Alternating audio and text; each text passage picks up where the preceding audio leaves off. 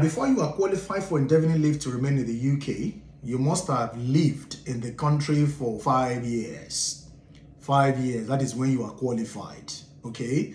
You know, so we don't talk about this indefinite leave to remain for some times, but the amount where you go pay to obtain the indefinite leave to remain, we talk about, all right? But just to my surprise, some people think after 3 years, because now 3 years, their sponsors give them, you know, to those people when we say that they COS. If your sponsors give you 3 years or 2 years, whatever it is, at the completion of that 2 years or that 3 years, you are not qualified to get indefinite leave to remain. Don't be me talk calm. Everything they gov.uk. If you doubt waiting at the reality, they tell you, go on gov.uk, go and check for yourself. Sure, you understand. But I don't want a situation whereby you want to justify your situation just because you want to console yourself. After 3 years, it doesn't mean you are qualified. You still need to apply for extension. However you want to do it, I don't know. But you must have lived in the country for 5 years. Legal years. 5 legal years, continuous 5 years before you are qualified for indefinite leave to remain. So you they understand. And once the 5th year is running, remain 28 days. Once the 5th year remains 28 days, that is when you will submit your indefinite application for your indefinite leave to remain.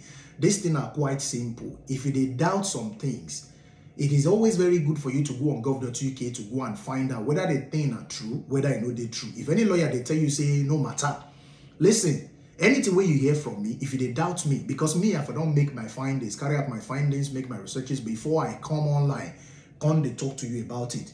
Even if na student you carry enter, once you finish, you know me say you don't qualify for indefinite leave to remain. Gone were the days when people qualify for indefinite leave to remain after 2 years. The thing don't change.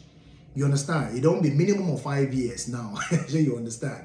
And then we have people that are on different categories as well, especially people who are on FLRFP, family life as a parent of a British child, or you understand, that are on 10 years route, 2.5 years, 2.5 years, 2.5 years, 2.5 years. If you did that category, the only way you go feel qualify for indefinite leave to remain now, if your partner or your spouse don't be British citizen.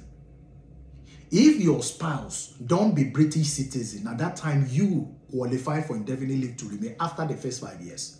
And that is why we have the spouse route, you know, the partner route, where it will make you qualify for indefinite leave to remain after 5 years. Other than that, the minimum where you go spend, you understand, at 5 years. If you did on that 10 years route, just like I was saying, you will need to complete that 10 years before you are qualified for indefinite leave to remain. These things are quite simple. I don't want in a situation whereby people come to DM to ask me, oh, my sponsor gave me 3 years visa. After that 3 years, will I be qualified for indefinite leave to remain? My sponsor gave me 2 years. After 2 years, will I be qualified? You know, Baba, you know they qualify for that until you don't complete 5 years. It is pretty simple. And not just that you have to complete that 5 years, you have to show proof. Say you merit the indefinite leave to remain. I have said this before. You have to show proof and understand. One thing is for you to be qualified for something. Another thing is for you to merit that thing. So you understand. How do you prove this? You prove, you know, your residence, you prove your income, you prove various other things where you say you will prove. But then tonight is not the night where we're going to be talking to you about what you need to prove and what not.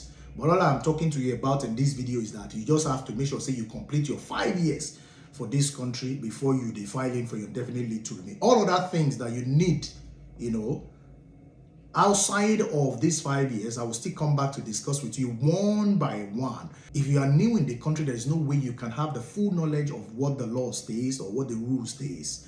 If you've only spent 1 year or 2 years in the country, there is no possibility to say you could know anything. You understand? So you speak to people that have the knowledge, people that have been in the country for long. They will be able to guide you through, rather than for you to just pay unnecessary money, that is send application inside, that they refuse them, and various other things like that.